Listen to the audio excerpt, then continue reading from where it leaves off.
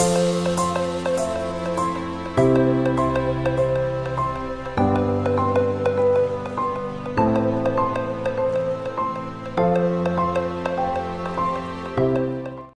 ও ঠান্ডায় বাগেরহাট ২৫০ শয্যা জেলা হাসপাতালে আশঙ্কাজনক হারে বেড়েই চলেছে সব ধরনের রোগীর সংখ্যা।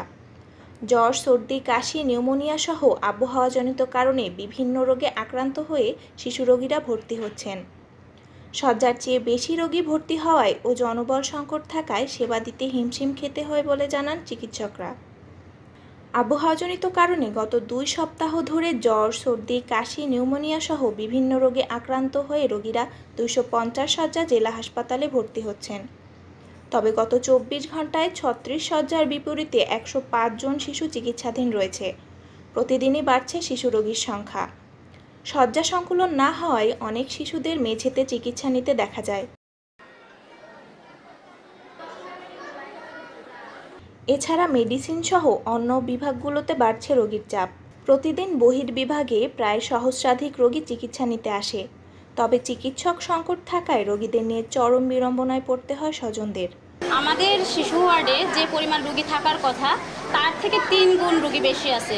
অতিরিক্ত গরমের কারণে আমাদের রোগী এত পরিমাণ যে আমরা কোয়ালিটিফুল সেবা দিতে হিমশিম খাচ্ছি। আমাদের স্যারেরও অনেক কষ্ট হচ্ছে সেবা দিতে। আর আমরা যে সেবাটা দিতে চাই কিন্তু সেটা আমরা দিতে পারছি না রোগী এত বাড়ার কারণে। Pneumonia, bronchitis, bronchopneumonia, enteric fever এই ধরনের রোগীরা বেশি আসে। ডাক্তার দেখা যায় যে প্রেশার, গ্যাস, এই ডাক্তার দেখায় আমি যেগুলো ঔষধ আমার দিছে সবগুলো আমি পাইছি।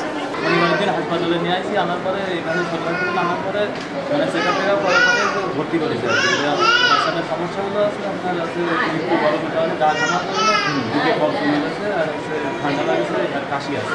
এখন মোটামুটি আগে অসুস্থ হয়েছে, কালকে ভর্তি করেছি, আর এই বাচ্চা নিয়ে আসছে। জনবল সংকট থাকায় ও অতিরিক্ত রোগীদের চাপে সেবা দিতে হিমশিম খেতে হয় বলে জানান কর্তব্যরত সেবিকারা। মেডিসিন ওয়ার্ডে যে রোগী থাকার কথা তার থেকে ৪ গুণ রোগী বেশি এবং যে জনবল থাকার কথা তা নাই, যার কারণে আমরা রোগীর সেবা দিতে খুবই হিমশিম খেয়ে যাচ্ছি। জনগণ সঠিকভাবে সেবা পাচ্ছে না। আমাদের জনগণের স্বল্পতার কারণে, ডাক্তার নার্সের স্বল্পতার কারণে আমাদের প্রচুর নার্সের ঘাটতি এই হসপিটালে। আবহাওয়াজনিত কারণেই হাসপাতালে রোগীর চাপ বেড়েছে। হঠাৎ আক্রান্তের সংখ্যা অস্বাভাবিকভাবে বেড়ে যাওয়ায় সেবা দিতেও হিমশিম খেতে হয় বলে জানান এই চিকিৎসক। আমরা স্ক্যান সহ আমরা মোটামুটি ৪৫টা বেড অ্যাকোমোডেট করতে পারি, কিন্তু আজকেই রোগী ভর্তি আছে আপনার ৯৮ জন, প্রায় ১০০ জনের মতো।